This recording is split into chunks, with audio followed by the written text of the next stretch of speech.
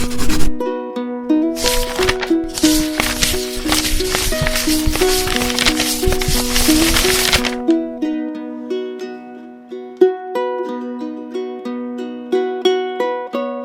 blessed day, everyone. Welcome to our reflection for the 15th Sunday in Ordinary Time. Today's Gospel is Matthew chapter 13, verses 1 to 23, the parable of the sower. Quick question. What kind of soil are you right now? Yes, what kind of soil are you right now? Because in today's Gospel, Jesus is not asking us to judge someone else. He is asking us to look at our own hearts. Are we really listening? Jesus tells us about the sower who scatters seed everywhere. That seed is the Word of God. It's the same seed every time, but it fell on 4 different soils. Some fell on the path that was eaten by birds. Some fell on the rocky ground and withered because it had no root. Some fell among thorns and was choked by worries and riches. But some fell on good soil and bore fruit, 30, 60, and 100-fold. Same seed, different result. The difference is not God, it's us. Here is the theological truth. God never holds back. He scatters His word generously. That is grace.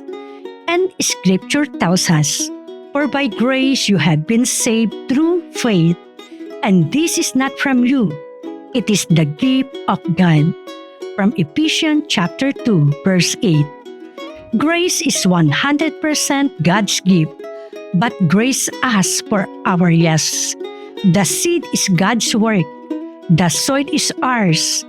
The path is a distracted heart, too noisy to let the word in.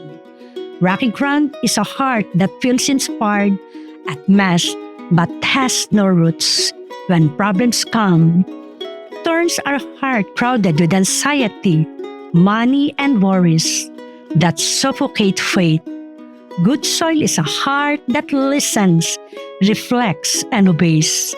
That's the heart that bears fruit. This speaks to all of us, whether you are a student stressed about studies, a worker tired after a long day, or a parent carrying the weight of a family.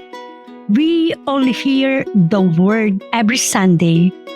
The real question is, what happens to that seed after Mass? Did daily Mass distract still it? Did a sudden problem dry it up?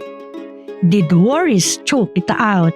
Or did you take it home, pray with it, and let it grow?